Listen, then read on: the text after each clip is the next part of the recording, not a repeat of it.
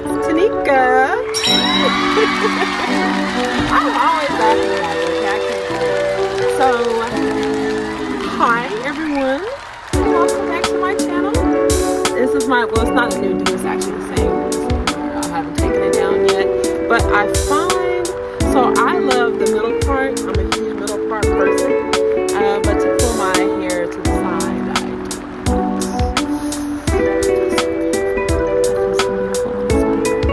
I can't explain it.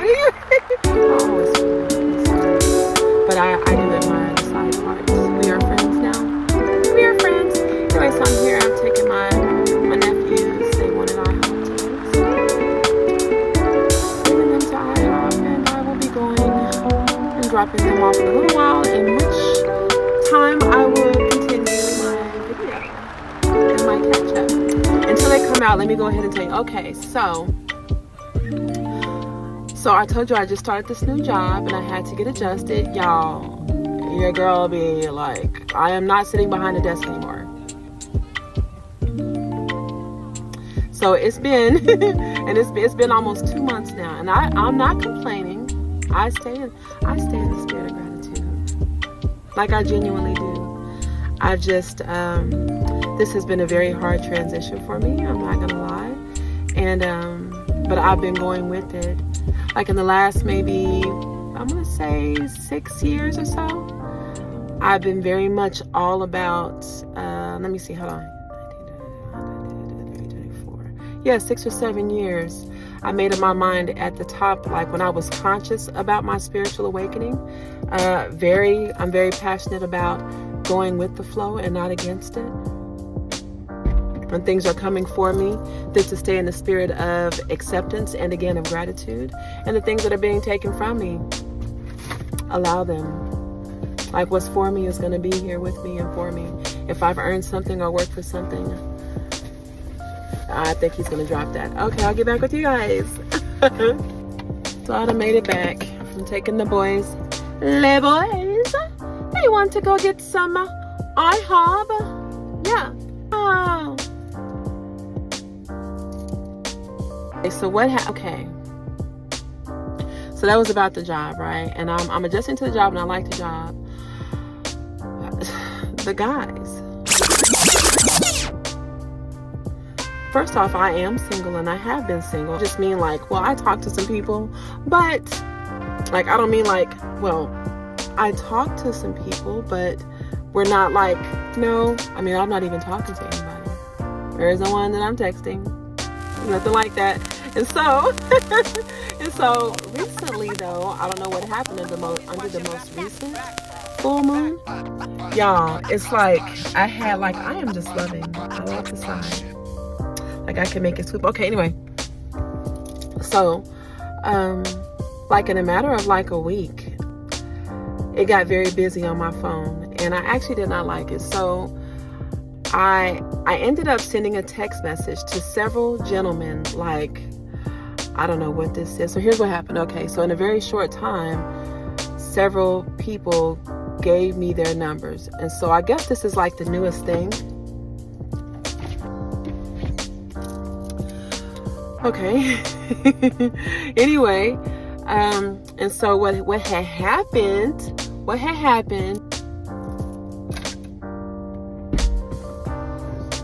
okay, just a second,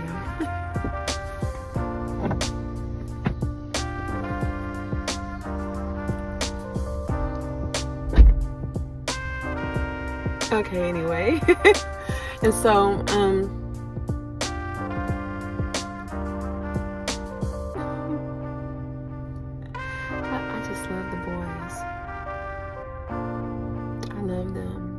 I love young people, period. So I'm just, okay, just a sidebar. This is just a conscious rant, okay? The young people, when they approach us like the animals approach us, like the kittens and the butterflies and the puppies and the squirrels and the raccoons and even the fish come to talk to us, they say talk to me and my family. Like, I just feel so honored whenever we come across those ones that trust us. Like, man, we have a responsibility. I had an individual or a group of individuals that were around some of the young men that I nurture. I'm helping with them. I'm the elder in their lives. And they were questioned about drugs and pills and alcohol. And I'm like, hey, if a young person brings something over to my house, like, I'm not necessarily in their pockets and in their bags. I'm not going to ever give a child a narcotic, even if it's just an ibuprofen. I don't want to. But I do come from the generation of, like, during like New Year's Eve or celebratory times.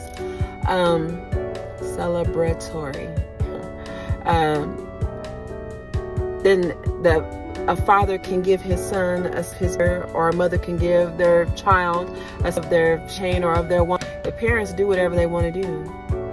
Those parents can also introduce their children to movies and music and things that if that's what they are into, if that's what they want to do, then they can do that.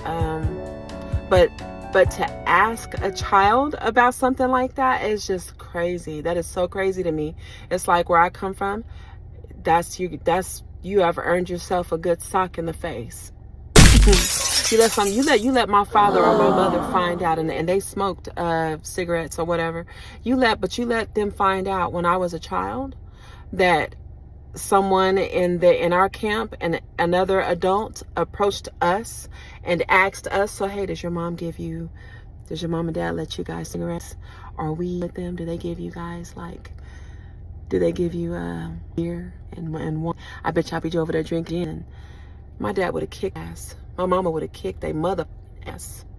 Would have kicked their ass. It's like, and then you just send the kids on. It's like, if you were concerned about something, you should come and talk to the adult that you got a problem with. That's all. Because I would have. I'm like, hey, kinfolk, I heard your child let me know that they are blazing in your closet or blazing in your garage. I would have been in that ass.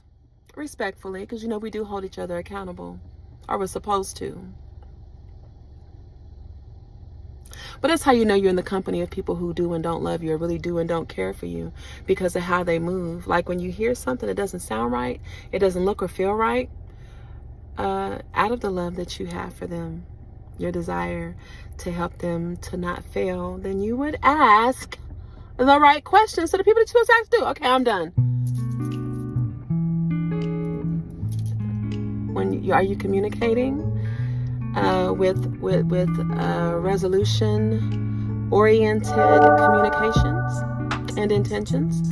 Are you talking a bunch of shit, stirring up a bunch of shit? People just do that. And some would argue that that's what my conscious rant is. And then I would remind them to keep their arguments over there. And the safety and privacy of their homes and of their work teams and in the basements for the ones who like to collect puppies and eat them with the fur on it like Cruella de Vil. I know several Cruellas and Crueltons. Anyway, that's okay. So back about the guys.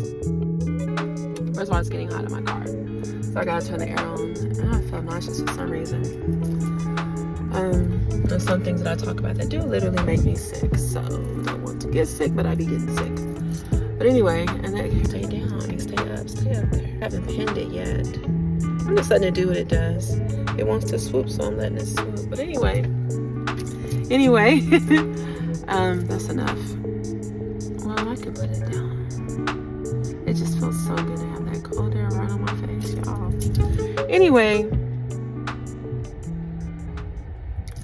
So, long story short, several gentlemen, I guess these days they don't ask a woman for their number. I think it has to do with the anti-simp movement.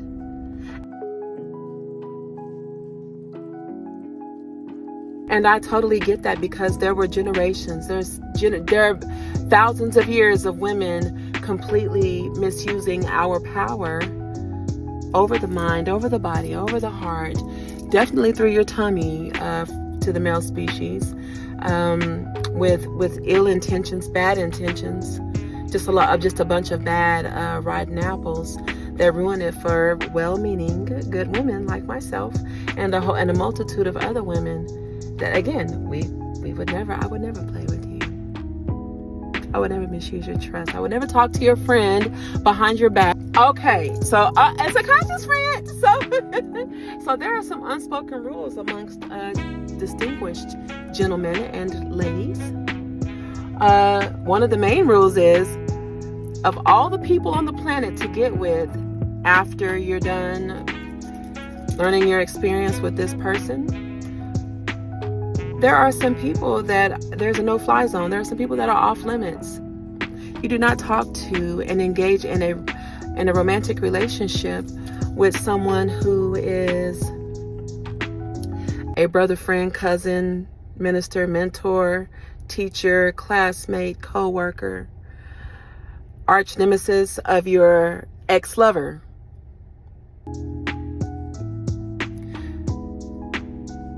If you know, you know.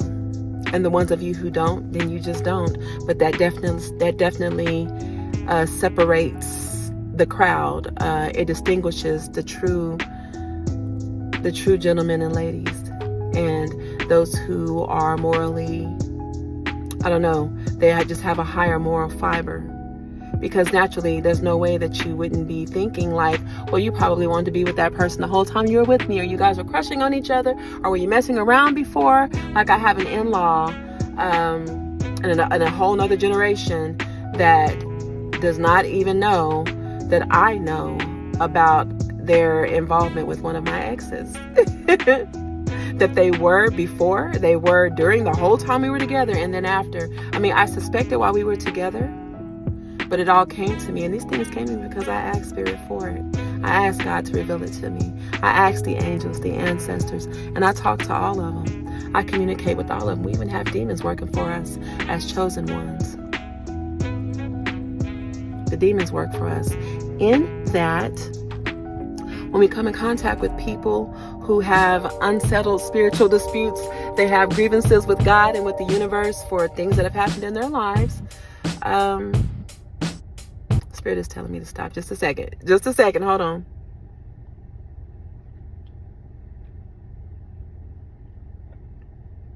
I'm going to stop because I don't want to make anyone feel called out or feel like I'm bashing them. You see how the conversation is going. I am just being obedient and saying what's in my heart to say. But there's something about this anti-simp movement that it takes a man out of his natural element. Where, like, when animals see food, they go hunt. When a man sees a woman and he knows she could potentially be the one, but there's an external force, external influences that have intentionally blurred his vision, where he's like, I know she's the one, I know. And he's so afraid to even approach because he don't want to get dissed. It's like, if you can see something in someone, then why would you think that you would be attracting one of those vipers? A viper. A termite that will eat you out of your house and home. After she's done, your house falls.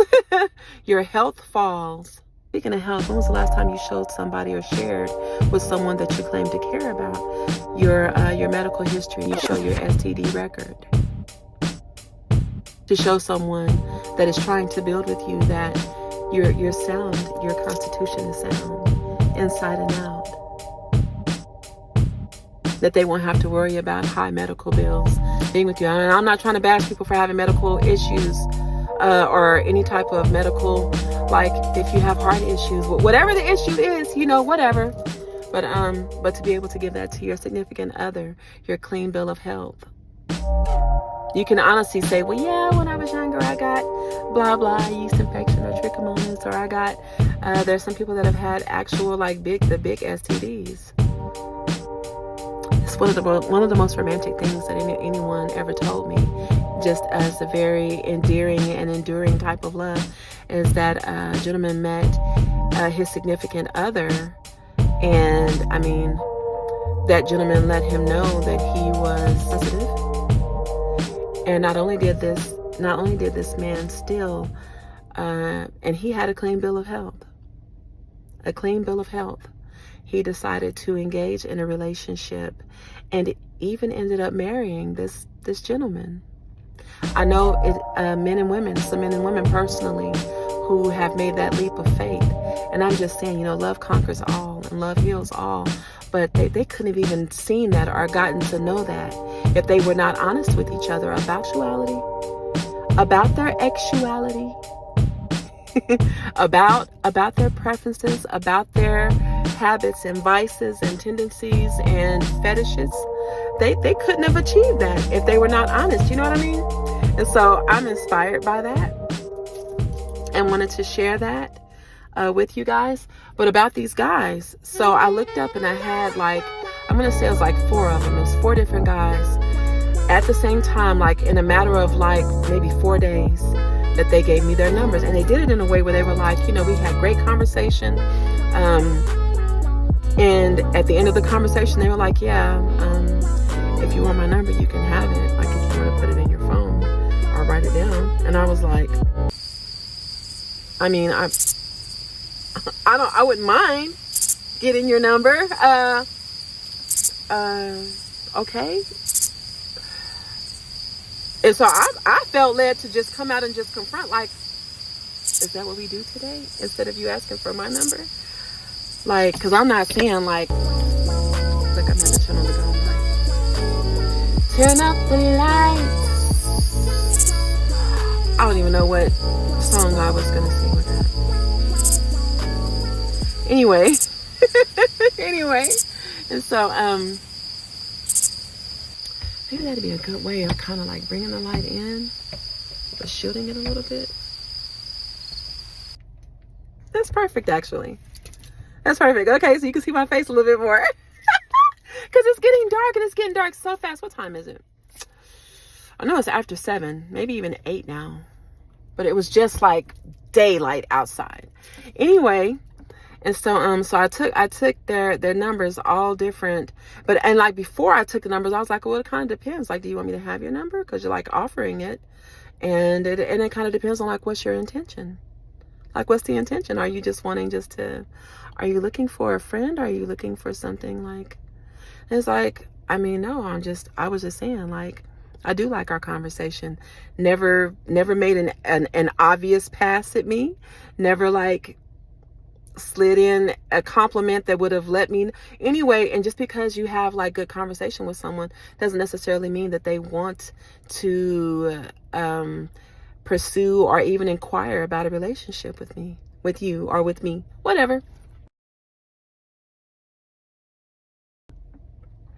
So anyway, I reluctantly took the numbers and programmed them in my phone and sent the initial text message hey, Teneca, it's Teneca, to see where that goes. And it was dead. It was very sparse little text here and there. I haven't gone on a date with anybody.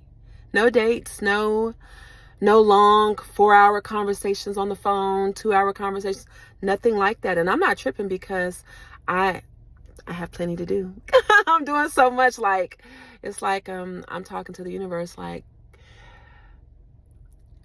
If you do it right now, if you send them to me right now, I guess that would mean that I must be ready because you're sending them. But really, I kind of feel like I'm not ready yet. I'm very selfish with my time and how I spend my time. And I don't want nobody shitting with me. Don't take me away from my journaling in this way. Don't take me away from my family, who we are heavily invested in each other and just nurturing each other and growing, and then my job. I'm definitely protecting energy and protecting time and creating a space that is pleasant, and it's an oasis. It's a castle and a pond with a moat and flamingos and unicorns and shit in the middle of a desert, kind of like the Matrix. Whenever Morpheus took Neo and he took the pill and he was like, yeah, let's see how deep the rabbit hole goes. And today.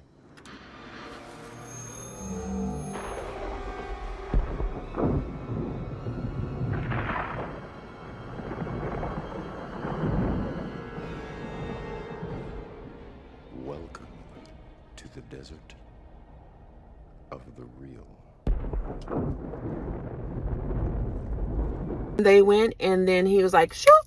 And they looked up, and they were just like in the middle of the ruins of this world. Which some speculate that if you look at the Grand Canyon and other, like the desert and places where they are showing like massive erosion, that we're actually living in the ruins of a whole nother civilization, several civilizations and worlds. However it got to be like that, however those things got to be buried in the sand, or buried in the ocean, buried in the caves, concealed in the caves.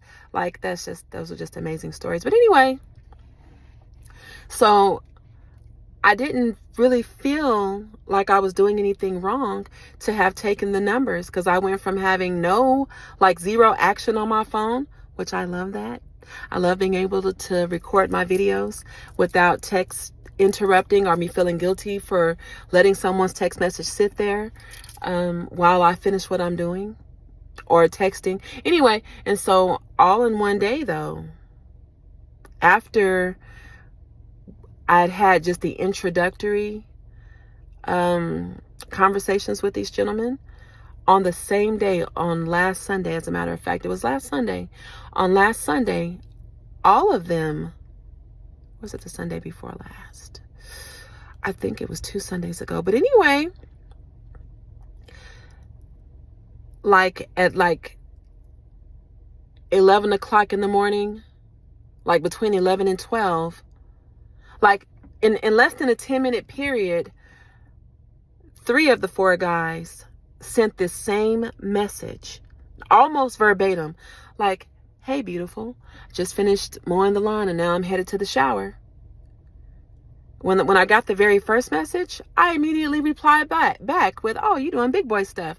I wish I had known, because I would have just made you some fresh squeezed lemonade or orange juice to cool you off after doing the big boy work. Hope you enjoy your shower. I felt good about that, right?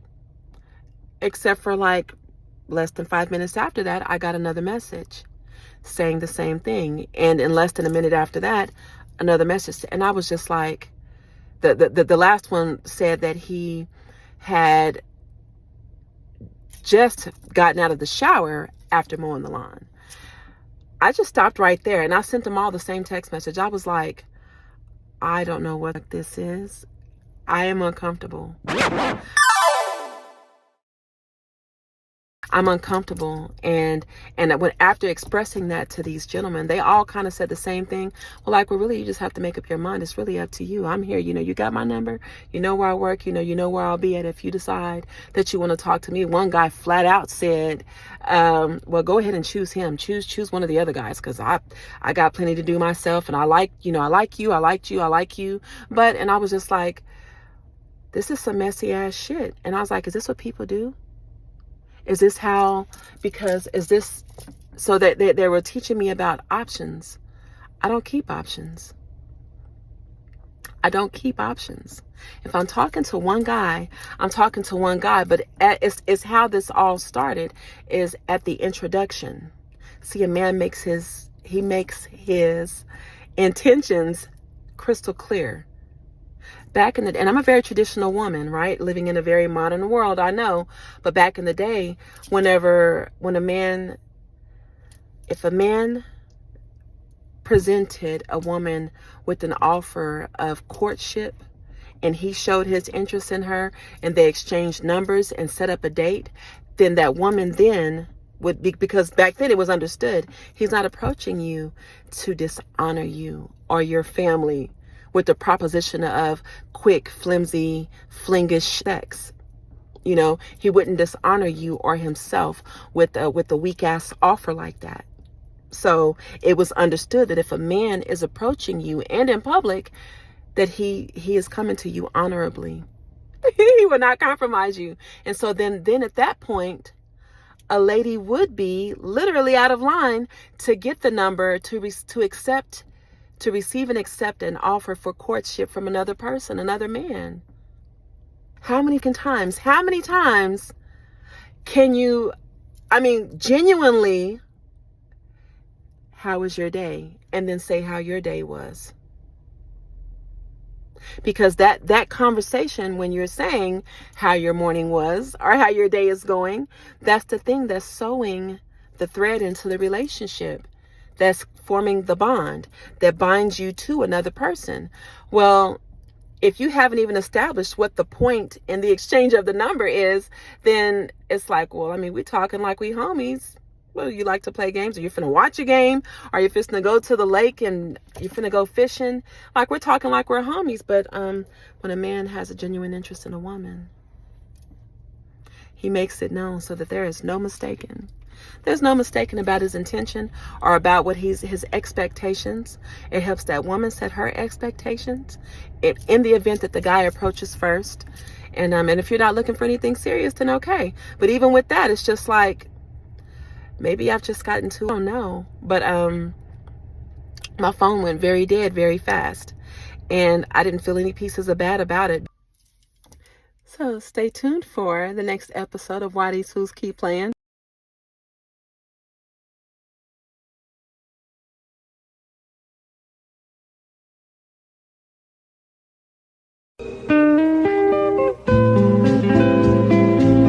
I'm just playing.